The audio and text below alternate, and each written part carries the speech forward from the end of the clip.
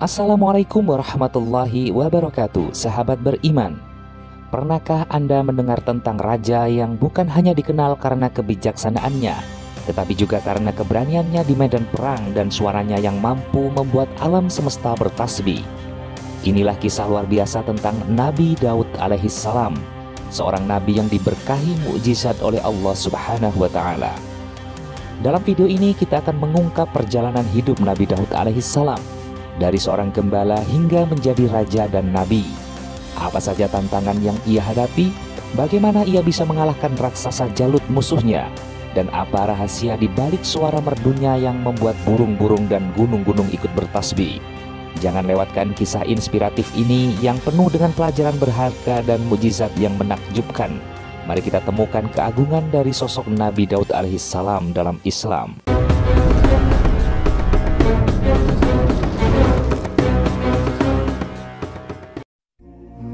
Sahabat Madinah ilmu yang dirahmati Allah, dialah Daud bin Ishaq bin Uwaid dari keturunan Yahusa bin Yakub bin Ishaq bin Ibrahim alaihissalam. Ahlu kitab Taurat dan Injil telah menyebut nasabnya dalam kitab-kitab mereka secara terperinci, dan mereka sepakat bahwa Daud alaihissalam adalah salah seorang rasul yang diturunkan kitab Samawiyah setelah Musa alaihissalam. Allah Subhanahu wa Ta'ala menurunkan kepadanya kitab Zabur sebagaimana Allah berfirman, "Kami telah menurunkan kepada Daud kitab Zabur." Setelah wafatnya Nabi Musa dan Nabi Harun, maka yang berkuasa dari kalangan Bani Israel adalah salah seorang nabi dari kalangan mereka, yaitu Yusha bin Nun alaihissalam. Yusha bin Nun membagikan kepada Bani Israel dua wilayah. Dia memimpin mereka sampai wafat. Setelah beliau wafat, salah seorang dari kalangan mereka menggantikannya sebagai pemimpin baru. Pada masa itu, keadaan Bani Israel menjadi bangsa yang lemah, dan lahir di kalangan mereka kemaksiatan dan kemungkaran. Dengan demikian, syariat Allah pun menjadi padam, dan lahir di tengah mereka penyembahan berhala. Kemudian Allah menjadikan penguasa mereka dari umat-umat yang satu frekuensi dengan mereka. Ibnu Jarir berkata dalam takhriknya, kemudian keadaan Bani Israel menjadi-jadi, dan mereka membunuh para nabi sehingga Allah Subhanahu wa Ta'ala jadikan pemimpin mereka dari raja-raja yang kejam, yang selalu menzalimi dan melakukan pertumpahan darah. Adapun urusan mereka adalah sebagaimana dikisahkan dalam Al-Quran pada surat Al-Baqarah ayat 246, yang artinya, apakah kamu memperhatikan pemuka-pemuka Bani Israel sesudah Nabi Musa? Yaitu ketika mereka berkata kepada seorang nabi dari mereka, "Angkatlah untuk kami seorang raja supaya kami berperang di bawah pemimpinannya di jalan Allah." Nabi mereka menjawab, "Mungkin sekali jika kamu nanti diwajibkan berperang, kamu tidak akan berperang." Mereka menjawab, "Mengapa kami tidak akan berperang di jalan Allah? Padahal sesungguhnya kami telah diusir dari anak-anak kami." Maka tak kalah perang itu diwajibkan atas mereka, mereka pun berpaling kecuali beberapa saja di antara mereka, dan Allah Maha mengetahui siapa orang-orang yang zalim. Imam Qurtubi mengatakan, begitulah tabiat mereka. Kalau musuh datang kepada mereka, mereka menjadi pengecut untuk menghadapi musuh. Allah Subhanahu wa Ta'ala memberi ancaman atas kezaliman mereka dan bermaksiat kepadanya. Menurut Muhammad Qurtub, begitulah sifat Bani Israel yang selalu mengingkari janji, kecuali sebagian kecil dari mereka yang konsisten dengan janjinya. Nabi mereka telah menjadikan kepada Talut seorang raja, maka dia memimpin mereka dengan semua kekuasaan dan kekuatan yang dia miliki. Akan tetapi Bani Israel tidak mau tunduk kepadanya. Talut telah menjadi raja Bani Israel dan dukungannya dengan mendatangkan tabut yang telah mereka pertentangkan. Dalam keadaan demikian, maka Talut memilih tentara yang kuat-kuat dan pemberani untuk menghadapi musuh bersamanya. Dalam perjalanannya, mereka mendapat cobaan dari Allah Subhanahu wa Ta'ala. Dalam perjalanan darat, ketika melewati sungai, mereka dilarang meminum air sungai, kecuali mengambil air 1 jur'ah untuk membasahi badan, sebagai ujian kepada mereka dari pemimpin mereka, Talut.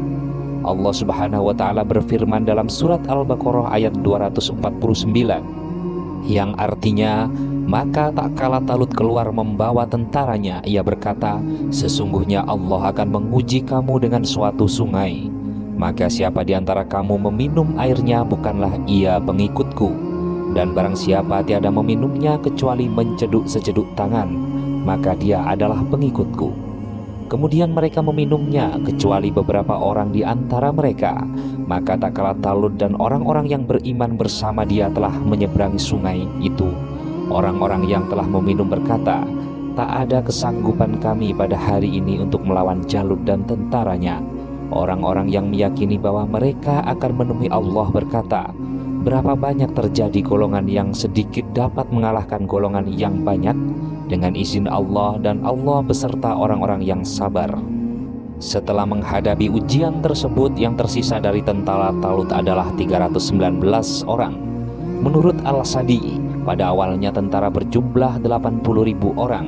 Dengan jumlah sedikit itu mereka melakukan perlawanan terhadap kelompok penyembah berhala yang dipimpin oleh Jalut, dan dia sangat pemberani menghadapi musuh.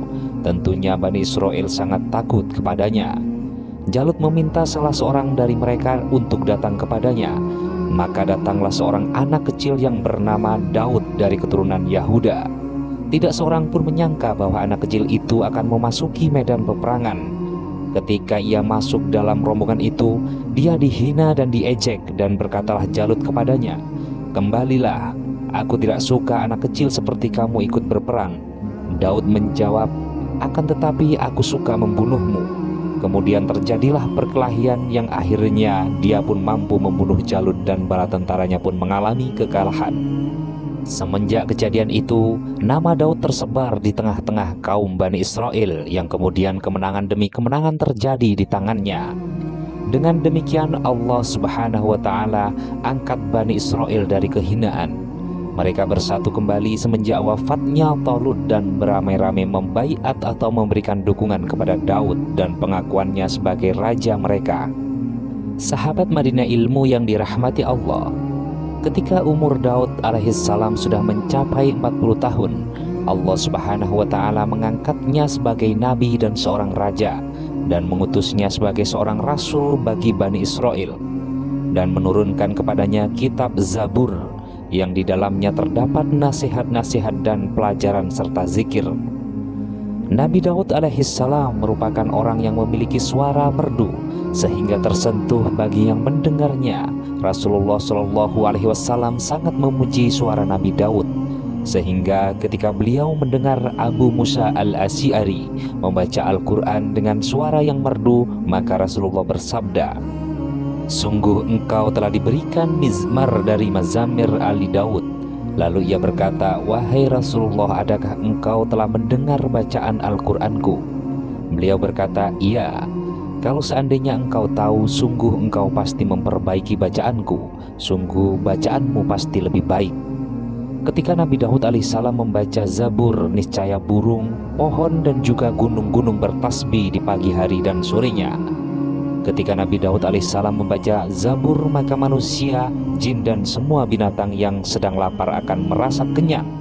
Saking merdunya suara Daud alaihissalam, semua bertasbih kepada Allah Subhanahu wa Ta'ala. Tidak hanya itu, Nabi Daud alaihissalam memiliki beberapa mukjizat yang Allah berikan. Di antaranya adalah gunung-gunung bertasbih bersamanya di pagi dan sore hari. Burung-burung berhenti di pohon ketika Daud alaihissalam membaca Zabur. Daud alaihissalam mampu melunakkan besi dengan tangannya. Dia mampu memahami bahasa burung. Allah mengajarinya cara membuat baju besi sehingga mampu menangkal musuh. Dan Allah kuatkan kerajaannya sehingga selalu memperoleh kemenangan di setiap menghadapi musuh. Tidak hanya itu, Allah datangkan padanya al-hikmah sehingga mampu membedakan antara yang hak dan batil. Sahabat Madinah Ilmu yang dirahmati Allah, selama ini banyak tuduhan-tuduhan besar yang dilayangkan terhadap Daud alaihissalam. Sebagian ahli tafsir telah terjerumus ke dalam kesalahan besar ketika menukilkan sebagian kisah Israiliyat dalam penafsiran mereka, karena telah berpegang pada penafsiran ahli kitab yang meriwayatkan dari sanad yang tidak jelas sumbernya, sehingga tidak boleh berpegang pada sanadnya karena bersumber dari kesesatan ahli kitab. Di samping itu juga sanad itu sangat berlawanan dengan keyakinan kaum muslimin tentang maksumnya para nabi. Di antara berita kebatilan yang mereka sebarkan adalah Diriwayatkan dari Daud alaihissalam yang mana beliau jatuh cinta kepada istri panglima perangnya. Adapun cerita ringkasnya adalah suatu hari Daud alaihissalam melihat seorang wanita cantik sedang mandi. Maka dia pun merasa kagum atas kecantikan wanita itu. Adapun wanita itu adalah istri komandan tentaranya yang bernama Auria. Lalu ia menginginkan agar suaminya cepat mati. Maka dikirimlah dia ke medan tempur dengan memerintahkan untuk mengambil posisi di garda terdepan, sehingga dia berhadapan langsung dengan pasukan musuh. Dengan demikian komandan tersebut cepat tewas. Setelah dia meninggal, Daud alaihissalam langsung mengawini istrinya untuk memenuhi hasrat dan keinginannya.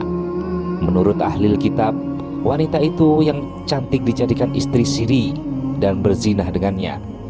Kisah ini merupakan cerita yang direkayasa oleh mereka sebagai hoax yang menyesatkan terhadap Nabi yang mulia. Barang siapa yang membaca kitab-kitab ahli kitab, dijumpai banyak sekali tuduhan kepada para nabi dalam melakukan dosa-dosa besar, sehingga dengan demikian melegalkan perbuatan dosa besar itu untuk mereka lakukan. Ali Al-Syabuni lebih lanjut menjelaskan bahwa Ibnu Katsir berkata bahwa kalangan mufassir menukilkan kisah-kisah Israiliyat yang di dalamnya terdapat kebohongan dalam tulisannya. Mari kita tinggalkan kisah-kisah tersebut. Kita hanya mengambil dari Al-Quran. Sesungguhnya Allah memberi petunjuk ke jalan yang lurus kepada siapa-siapa yang Dia kehendaki. Adapun kisah yang bersumber dari Al-Quran, tidak sedikit pun terdapat kebohongan karena Nabi Daud alaihissalam juga maksum seperti nabi-nabi yang lainnya.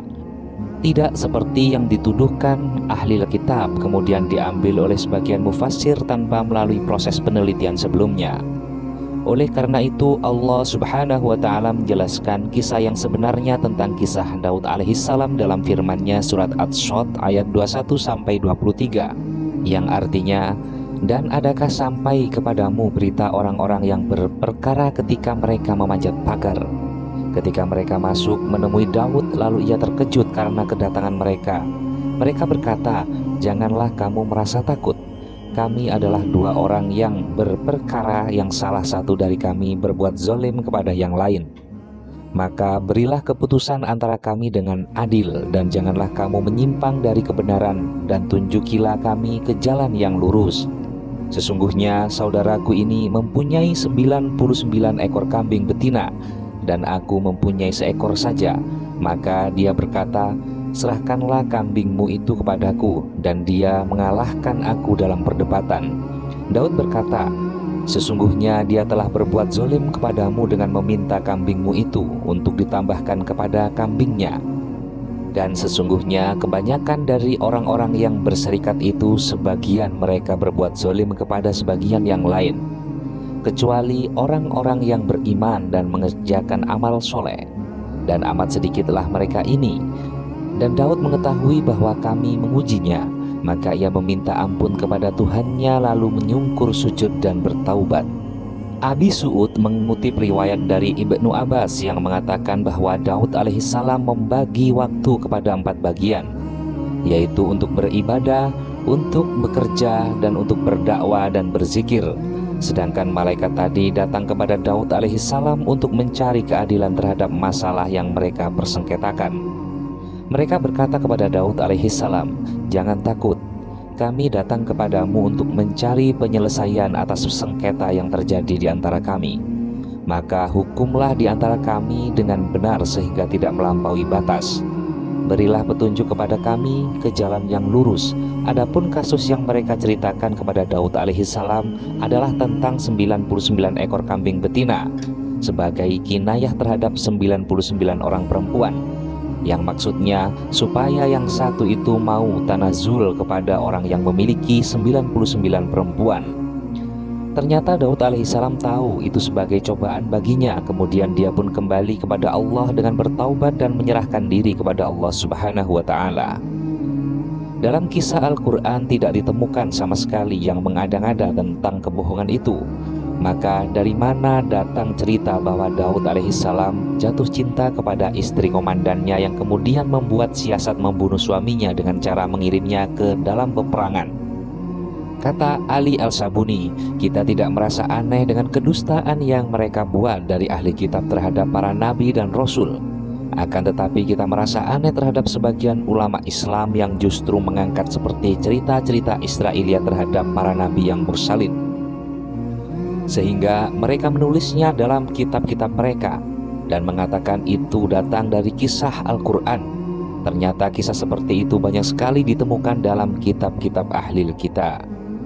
Sahabat Madinah Ilmu yang dirahmati Allah, sebagai penutup wafatnya Nabi Daud alaihissalam, menurut ahli kitab sesungguhnya Daud wafat pada usia yang ke-77 tahun.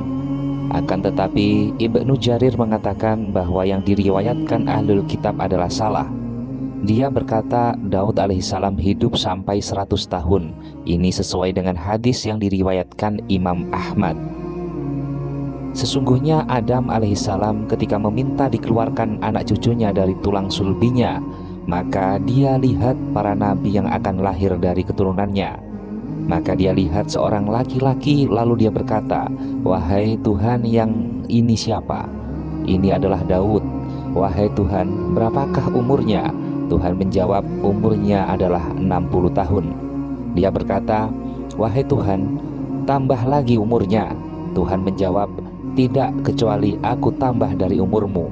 Dan umur Adam adalah 1000 tahun. Maka Tuhan menambah umur Daud alaihissalam 40 tahun. Ketika sampai ajal Adam alaihissalam, maka datang malaikat maut kepadanya. Lalu ia berkata kepada malaikat maut, "Umurku masih sisa 40 tahun lagi." Dan ia lupa terhadap apa yang telah ia hibahkan kepada Daud alaihissalam. Maka Allah subhanahu wa ta'ala telah menyempurnakan umur Adam alaihissalam sampai 1000 tahun, dan bagi Daud adalah 100 tahun. Sahabat Madinah Ilmu yang dirahmati Allah, demikian kisah Nabi Daud alaihissalam. Semoga kita dapat mengambil hikmah dari perjalanan kisah Nabi Daud ini dan menerapkannya ke dalam kehidupan kita sehari-hari. Terima kasih telah menyaksikan, dan sampai jumpa di kisah Nabi yang lainnya. Mohon maaf jika ada salah kata dalam penyampaian kisah ini. Mohon untuk diingatkan di kolom komentar. Wassalamualaikum warahmatullahi wabarakatuh.